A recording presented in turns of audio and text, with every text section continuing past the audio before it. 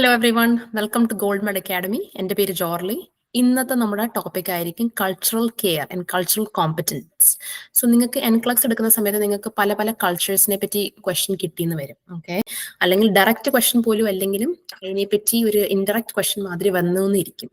നമ്മൾ അമേരിക്കയിലേക്ക് വരുമ്പോൾ നമുക്കിവിടെ മോർ ദൻ വൺ കൾച്ചർ കാണും. ഓക്കെ, ഓഫ് കോഴ്സ് നിങ്ങൾക്ക് വൈറ്റ് കൾച്ചർ ആയിരിക്കും പ്രൊഡോമിനൻ്റ് ഉള്ള, പക്ഷേ ആഫ്രിക്കൻ അമേരിക്കൻ കൾച്ചർ ഉണ്ട്, ഹിസ്പാനിക് കൾച്ചർ ഉണ്ട്, ഏഷ്യൻ കൾച്ചേഴ്സ് ഉണ്ട്. ഇപ്പൊ ഏഷ്യൻ്റെ അകത്ത് നമ്മൾ ഇന്ത്യൻ മാത്രമല്ല, ഇന്ത്യൻ, ചൈനീസ്, കൊറിയൻ, ഫിലിപ്പീനോ ഇവരൊക്കെ ഏഷ്യൻ കൾച്ചറിൻ്റെ അകത്ത് ഉൾപ്പെടും. പിന്നെ പല പല റിലിജൻസ് ഉണ്ട്, Muslims, Christians, Hindus. Culturally competent care നിങ്ങൾ എങ്ങനെ പ്രൊവൈഡ് ചെയ്യുന്നതായിരിക്കും ഇതിൻ്റെ അകത്തുള്ള ക്വസ്റ്റ്യൻ. സോ നമുക്ക് കുറച്ച് കാര്യങ്ങൾ, മെയിൻ ആയിട്ടുള്ള കാര്യങ്ങൾ അതിൻ്റെ അകത്ത് ഫോക്കസ് ചെയ്യാനുണ്ട്.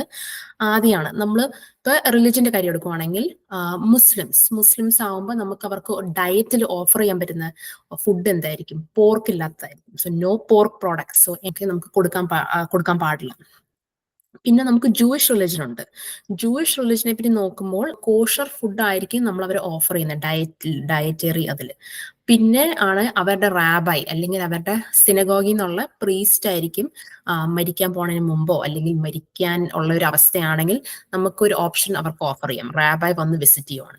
സെയിം തിങ് നമുക്ക് ക്രിസ്ത്യൻസ് ആണെങ്കിൽ നമുക്ക് അവർക്ക് ചാപ്ലിൻ അല്ലെങ്കിൽ പ്രീസ്റ്റ് എന്ന് പറഞ്ഞ് നമുക്ക് അവരെ വന്ന് കാണാനായിട്ടുള്ള ഒരു ഓപ്ഷൻ ഓഫർ ചെയ്യാം, അല്ലെങ്കിൽ അനോയിന്റിങ് ഓഫ് ദ സിക്ക് കൊടുക്കാനായിട്ടുള്ള ഒരു ഓപ്ഷൻ നമുക്ക് ഓഫർ ചെയ്യാം. ഹിസ്പാനിക് കൾച്ചേഴ്സ് ഉണ്ട്. അപ്പൊ ഹിസ്പാനിക് കൾച്ചർ എന്ന് ഉദ്ദേശിക്കുന്നത് മിക്കവാറും ആൾക്കാർ അമേരിക്കയുടെ താഴെയുള്ള കൺട്രിയിൽ നിന്നുള്ളതായിരിക്കും, മെക്സിക്കോയിൽ നിന്നുള്ള ആൾക്കാരായിരിക്കും നിങ്ങൾ മിക്കവാറും അമേരിക്കയിൽ നിങ്ങൾ കാണാൻ പോകുന്നത്. അപ്പോൾ ആ കൾച്ചേഴ്സ് കൂടുതലും ഫാമിലി ഓറിയന്റഡ് ആണ്. അവരുടെ ഫുഡ് ആണെങ്കിൽ ട്രഡീഷണൽ ഫുഡും ട്രഡീഷണൽ മെഡിസിനും ആയിരിക്കും അവർ ഉപയോഗിക്കുന്നത്. അപ്പൊ നമുക്ക് ഡ്രഗ് ടു ഡ്രഗ് ഇന്ററാക്ഷൻസിനെ പറ്റി നമുക്ക് അവിടെ ശ്രദ്ധിക്കണം. ട്രഡീഷണൽ മെഡിസിൻ എടുക്കുമ്പോൾ ഏത് സമയവും ആരെങ്കിലും ട്രഡീഷണൽ മെഡിസിൻ യൂസ് ചെയ്യുവാണെങ്കിൽ ഡ്രഗ് ടു ഡ്രഗ് ഇന്ററാക്ഷൻ വരാനായിട്ട് കൂടുതൽ സാധ്യതയുണ്ട്. പിന്നെ കളക്ടിവിസം, പിന്നെ വേഴ്സസ് ഇൻഡിവിജ്വലിസം. സോ കൂടുതലും യൂറോപ്യൻ കൾച്ചേഴ്സ് അല്ലെങ്കിൽ വൈറ്റ് ആയിട്ടുള്ള ആൾക്കാരെ ഇവിടെ കോക്കേഷ്യൻ എന്നും റെഫർ ചെയ്യും. അവര് കുറച്ചും കൂടി ഇൻഡിവിജ്വലിസ്റ്റിക് ആണ്. വേഴ്സസ് നമ്മുടെ ഏഷ്യൻ കൾച്ചേഴ്സ് കുറച്ചും കൂടി കളക്ടിവിസം ആണ്. കളക്ടിവിസം എന്ന് പറഞ്ഞാൽ നമ്മളെല്ലാവരും ഒരു ഗ്രൂപ്പായിട്ടാണ് നമ്മൾ കൂടുതലും നിൽക്കുന്നത്. പക്ഷെ അമേരിക്കൻ കൾച്ചർ അല്ലെങ്കിൽ യൂറോപ്യൻ കൾച്ചർ അവർക്ക് കുറച്ച് ഓട്ടോണമസ് ഡിസിഷൻസ് എടുക്കാനായിട്ടാണ് അവർ കുറച്ചും കൂടെ അത്.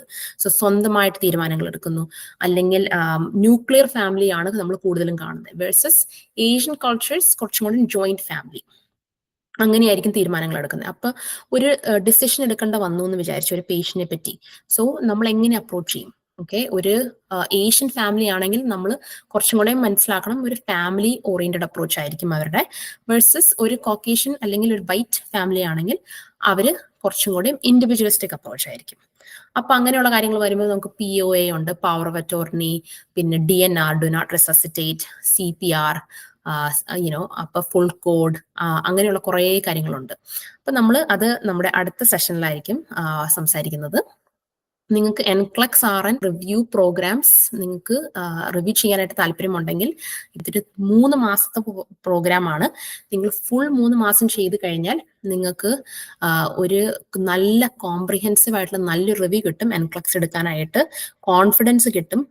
എൻക്ലക്സ് പാസ് ആവാനായിട്ട് നമ്മൾ കോണ്ടന്റ് മാത്രമല്ല നമ്മൾ ഫോക്കസ് ചെയ്യുന്നത്, multiple choice questions, select all that apply, new generation case study question. Because ഇപ്പോഴും നമ്മൾ കൂടുതലും കാണുന്ന ന്യൂ ജനറേഷൻ കേസ് സ്റ്റഡി ആണ്. അപ്പൊ അതിന്റെ ടോട്ടൽ ഇൻക്ലൂസീവ് ആയിട്ട് നിങ്ങൾക്ക് പഠിക്കാനായിട്ട് ഒരു ഓപ്പർച്യൂണിറ്റി ആയിരിക്കും.